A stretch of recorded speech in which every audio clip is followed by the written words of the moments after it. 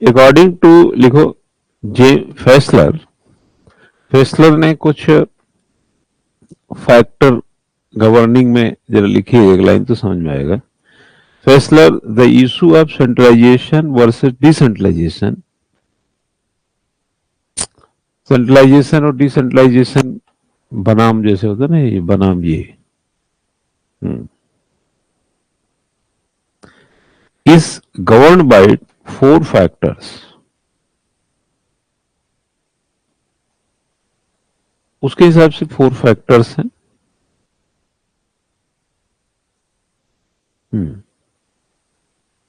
जिसमें ऐसा लिख सकते हो, दे आर एक्सप्लेन्ड बिलो, नीचे जो दिए गए हैं।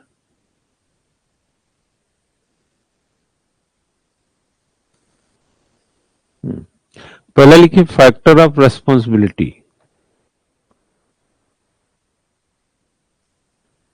डिसेंट्रलाइजेशन एक उत्तरदायित्व का भी एक फैक्टर लेके आता है, एक एडमिनिस्ट्रेटिव फैक्टर लेके आएगा, बहुत सारे एक्सटर्नल इश्यूज के फैक्टर्स होते हैं उसमें।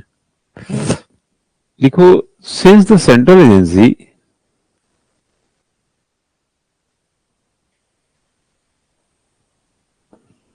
since the central agency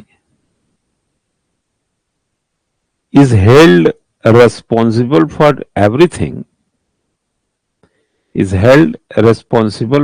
everything, it does not delegate,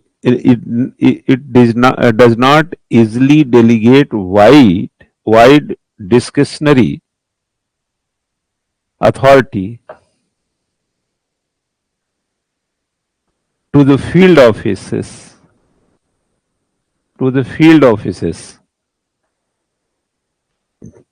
असल में यहां थोड़ा सा क्लियर कर दूं, दो तरह के टर्म्स आते हैं इसमें।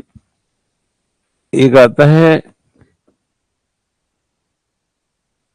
डेलीगेशन, एक आता है डिसेंट्रलाइजेशन। ये जो डेलीगेशन होता है ना, इसमें जब काम अधिकारी के पास, यानी इसको बोलते हैं हिंदी में प्रत्यायोजन, इसको बोलते हैं विकेंद्रीकरण। इसके जो भाव है ना, डेलीगेशन और डिसेंट्रलाइजेशन के नेचर एक जैसे ही दिखते हैं। In nature in the sense, इसमें क्या होता है, जब अधिकारी के पास अथॉरिटी कोई पर्सन है, उसके पास वर्कलोड अधिक हो जाता है, तो अपने अधीनस्थ को, अपने सबऑर्डिनेट को काम दे देता है। ठीक, हालांकि इसको तीन तरीके से किया जा सकता है, बराबर में भी कर सकते हैं, नीचे की तरफ भी कर सकते हैं, अपवर्ड ऊपर की तरफ भी कर सकते हैं, कम ज्यादा हो सकता है।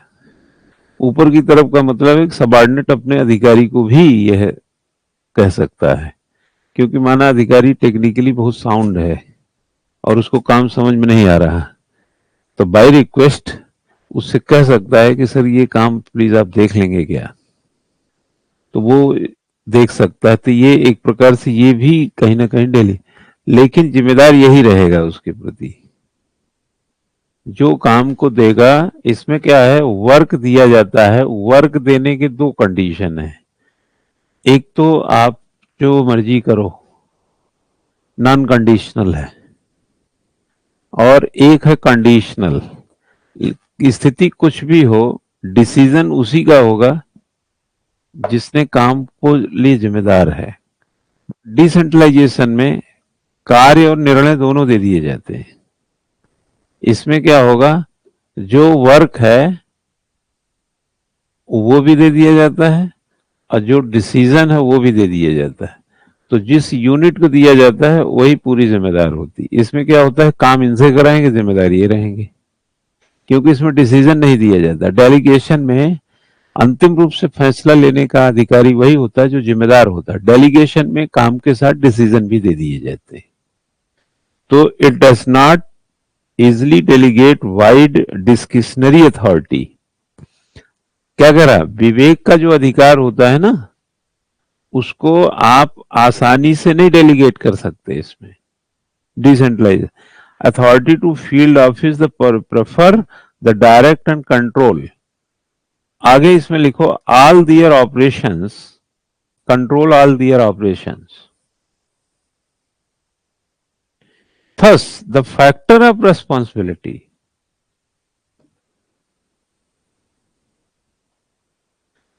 The factor of responsibility acts as deterrent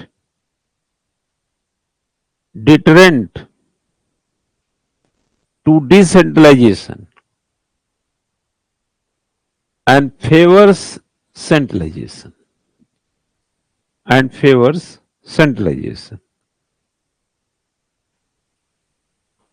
ये फैक्टर ऑफ रेस्पॉन्सिबिलिटी है.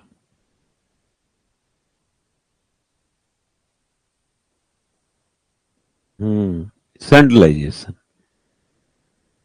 Deterrent to centralization and favors centralization. Administrative factor. These include age of the agency,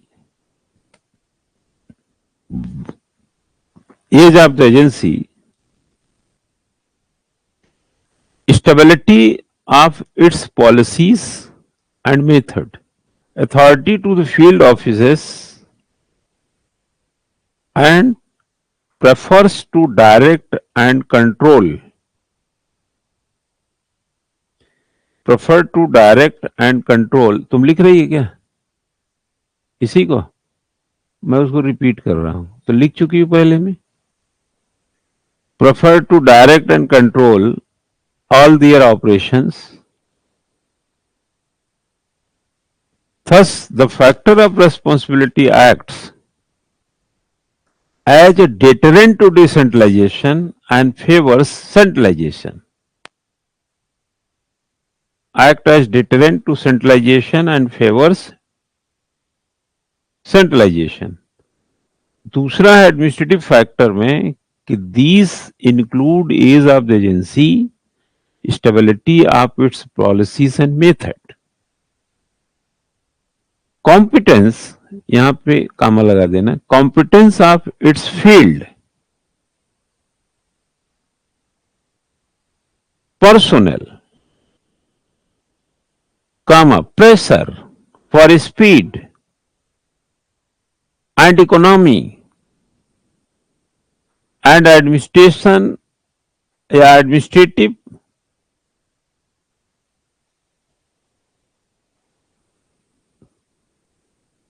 growth. कभी भी आप देखना बच्चा, एडमिनिस्ट्रेटिव फैक्टर कहीं पर भी होगा, उसकी सबसे बड़ी जो प्रॉब्लम होती है कि वह प्रॉब्लम के प्रति लाइबल होता है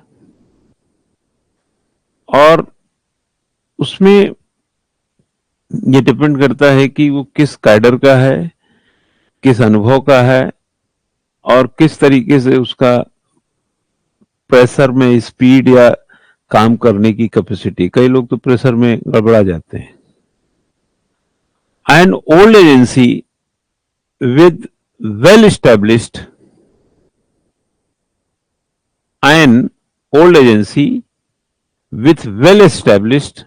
procedures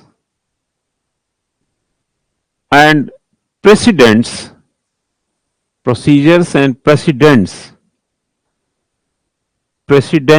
बोल रहा हूं, PRECEDENTS, finds it's easier to decentralize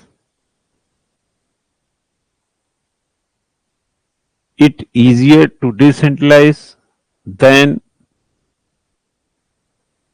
never one where frequent reference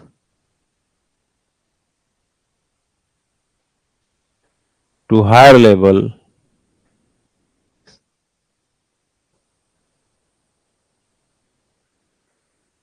is inevitable.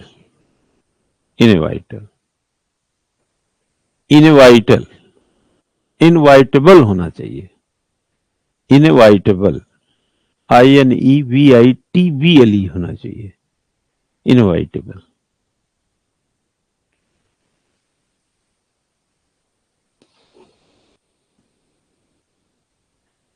The more competent the field staff, comma, the greater the propensity, PROPENSITY, propensity to decentralization.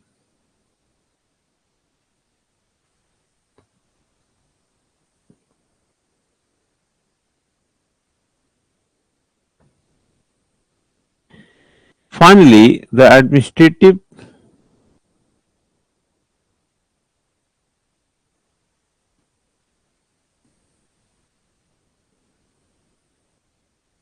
sophistication, that is a professional approach. Sophistication होना चाहिए ना, क्यों? Sophistication कर ले बेटा।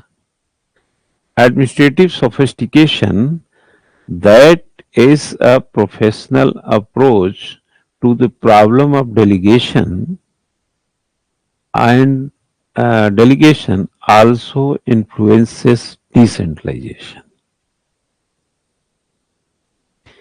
जब बेटा एक अधिकारी दूसरे अधिकारी काम देता है तो वो डेलीगेशन से में होता है, बट उसको आप देखेंगे तो वो चूंकि वो मेकर है, वो भी डिसीजन ले सकता है, तो आल्सो का काम हमने कहा कि इन्फ्लुएंसेस डिसेंट्रलाइजेशन। वो सोचता है कि उसको निर्णय जो है ना खुद लेने का मौका मिलना चाहिए।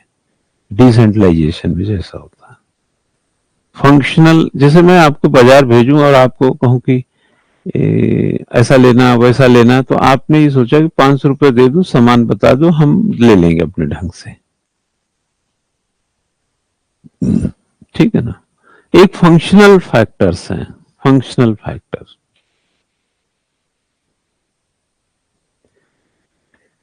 These include the variety of function. These include the variety of functions performed by the agency. Performed by the agency. The technical nature of the function. The technical nature of the functions. And the need for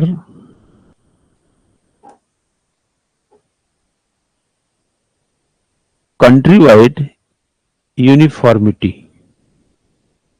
Countrywide uniformity. The scope of decentralization is greater in a multifunctional organization. The scope of decentralization is greater in a multifunctional organization than in a unifunctional organizations. Unifunctional organization. Similarly,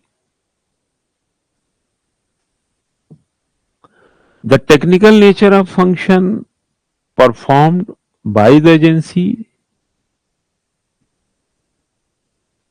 Similarly, the technical nature of functions performed by the agency necessitates the need for uniformity through the country in functions like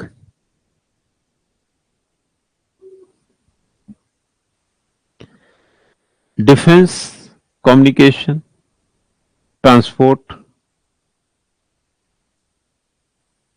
planning and so forth favors centralization.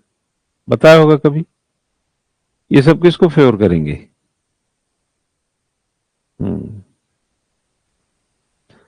ये सब favour करेंगे decentralisation को। तो देखो वो defence हो, communication हो, transport, planning हो, इवन फॉरेन वगैरह भी है, ये सब में सेंट्रलाइजेशन ही चलता है। These include the demand for people's participation in the administration of development program. These include the demand for people's participation in administration of development program, the pressure of political parties and interest groups.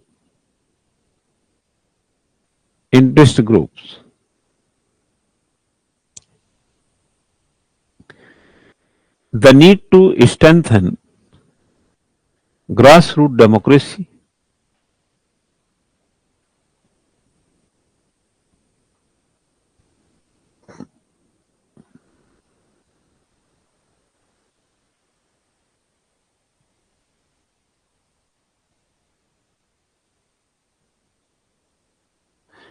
ठीक है, क्या लिखा? हाँ, the grassroots democracy and the demand for planning from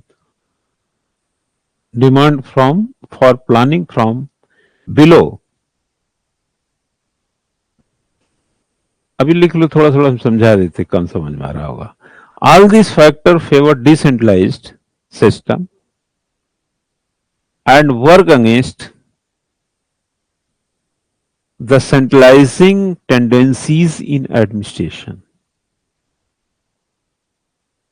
इधर आओ, इसी को इस तरह समझो. हमने बताया फैक्टर गवर्निंग. एक हमने बताया क्या, कौन सा फैक्टर बताया? नहीं, एडमिनिस्ट्रेटिव पहला थोड़ी है. Factor of responsibility.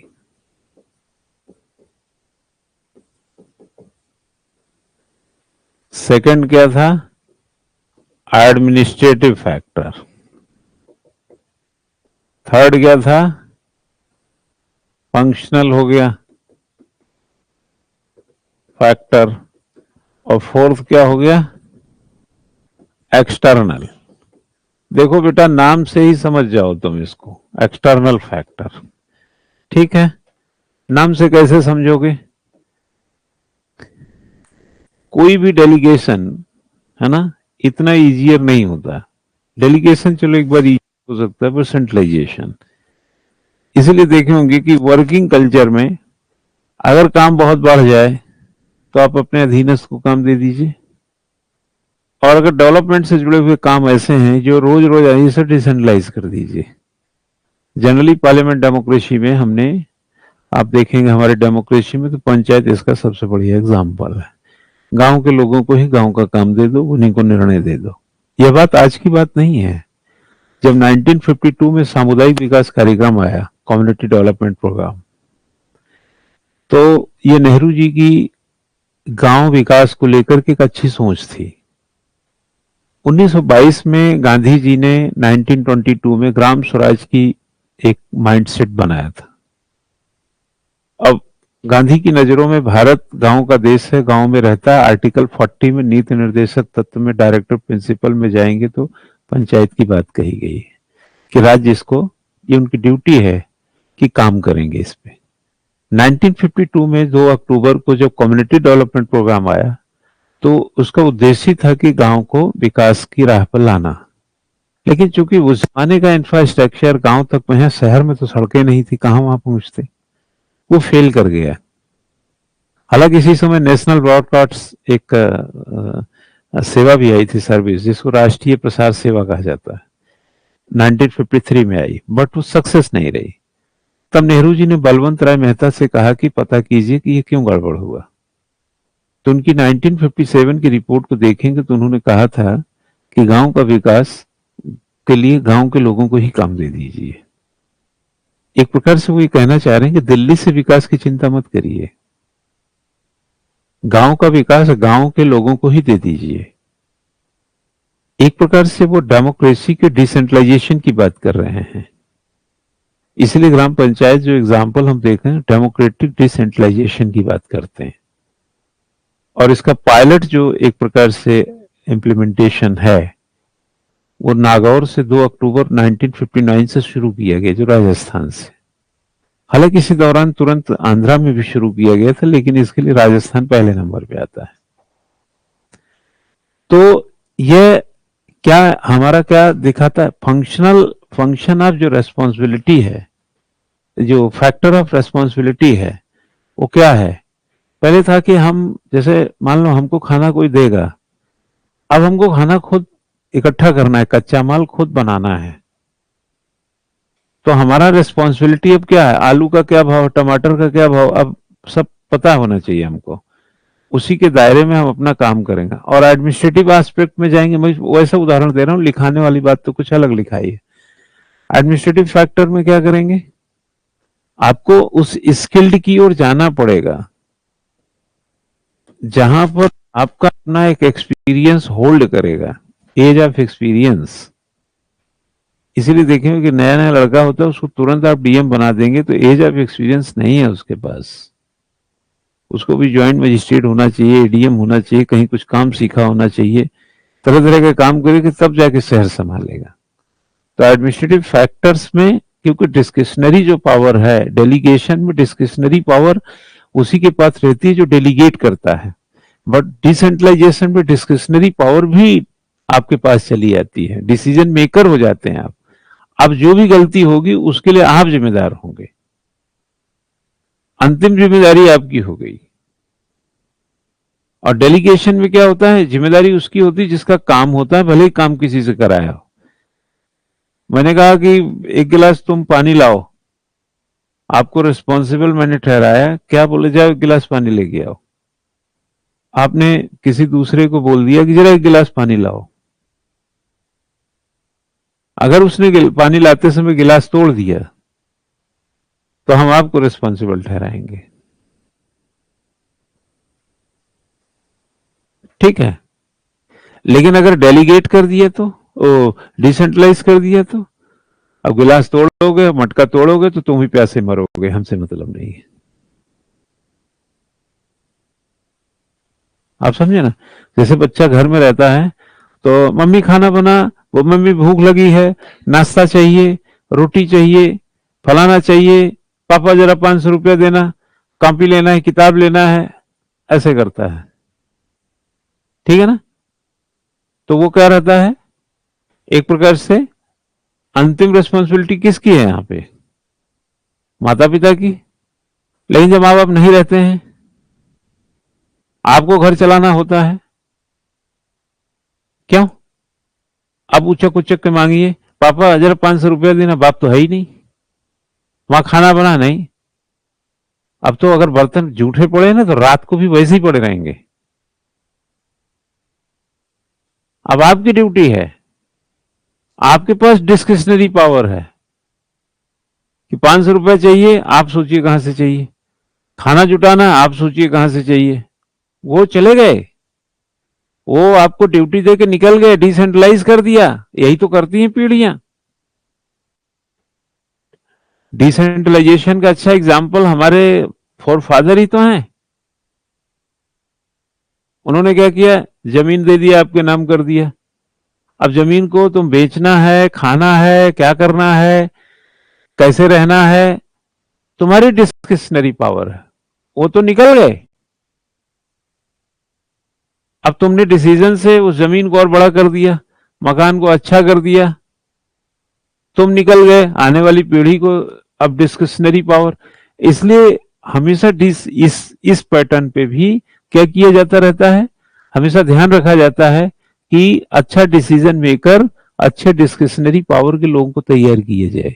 माँ बाप आधा परेशान क्यों रहते हैं, इसीलिए तो रहते हैं। इसीलिए तो कहा गया पूत कपूत तो का धन संचय, पूत सपूत तो का धन संचय। अगर पुत्र जो है अच्छा है, डिस्क्रिशनरी पावर अच्छा है, उसका डिसीजन मेकिंग अच्छा है, इंसान अच्छा है, तो संपत्ति बना लेगा अपने बुद्धि विवेक से।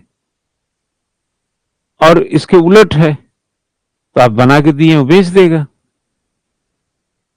चाहे जिस लिए बेच दे, गाड़ी खरीदने के लिए बेच दे, मोबाइल खरीदने के लिए बेच दे, किसी काम के लिए बेच देगा वो। तो इसलिए हर माँ बाप को क्या ड्यूटी रहती है, उसके डिस्क्रिशनरी पावर और उसके डिसीजन मेकिंग के लिए उसको ठीक से तैयार करना, ठीक है ना। लेकिन माँ बाप क्या करते हैं, संपत्ति जुटाने में, काम करने में ना उसको समय देंगे, ना उसके डिस्कशनरी पावर या उसके डिसीजन मेकिंग या उसके कम्युनिकेशन किसी भी एंगल पर उस पर ठीक से काम करेंगे। बाद में क्या होगा, जब वो 60 साल के हो जाएंगे, संपत्ति तो हो गई, फार्म हाउस हो गया, मकान दुकान सब हो गया, लेकिन वो गली मोहल्ले में गुंडाई करता फिर रहा है, कार लेके घूमता रहता है, पढ़ाई लिखाई में इंटरेस्ट नहीं लिया, कहीं ठेकेदारी में लग गया, कहीं किसी में लग गया, कहीं कुछ और करने लगा, यही सब काम कर रहा है फालतू फालतू का। मान लिया उसको कुछ आमदनी वगैरह हो रहा है, लेकिन आदमी अच्छा नहीं है, रात को 1 बजे आ रहा है, कभी पिताजी ने कुछ पूछ लिया तो बोलेगा आप सोते रहिए, शांति से चुप रहा करिए, बदतमीज टाइप का है। तो आपने फिर सही डिसेंट्रलाइजेशन नहीं हुआ। इसलिए देखें ग्राम पंचायतें जब नागौर में आई, नेहरू जी का कम्युनिटी डेवलपमेंट प्रोग्राम फेल हुआ और वही नेहरू जी 2 अक्टूबर को नागौर से पंचायत शुरू किए, जो बलवंत राय मेहता कमेटी, तो उसमें डेमोक्रेटिक डिसेंट्रलाइजेशन है ना। और 1992 आते आते देखे होंगे, उन्हीं पंचायतों को हमने 73वें 74वें समिति, 73वां ले लीजिए, 74वां तो शहर के लिए हो गया, आपने संवैधानिक दर्जा दिया। ऐसा प्रतीत होता है, मुझे ऐसा लगता है या बाकियों को भी लगता होगा कि ये काम बहुत पहले होना चाहिए, और भले ही कुछ गड़बड़ियां हुई हों, लेकिन ग्राम पंचायतें नहीं होती तो गांवों के ये हाल नहीं होते, रह जाते हम लोग झुंझुना बजाते। तो डिस्क्रिशनरी पावर और डिसीजन मेकिंग को अगर ठीक से डेलीगेट कर दिया जाए, डेलीगेशन हालांकि यहाँ अच्छा एग्जाम्पल नहीं होगा, बट डेलीगेशन का मतलब प्रत्योजित कर दिया जाए, विकेंद्रित कर दिया जाए काम को, और डिसीजन मेकर अच्छा तैयार कर दिया जाए, तो आप अपने सोफे पे जाकर बैठे रहिए, गांव का विकास होता रहेगा। इसलिए गांव के आदमी को ही गांव का काम दे दो। हमने आपको 500 रुपया दिया, आप शहर से बाहर रहते हैं, आपको सब्जी लेना, क्या खाना है, कौन सा बनाना है, आप जानो, मैं यहां से नहीं राय दूंगा, टमाटर आधा डालना, मिर्चा थोड़ा कम खाना, स्पाइसी ना खाना, तेरी ऐसी की तैसी। ठीक है।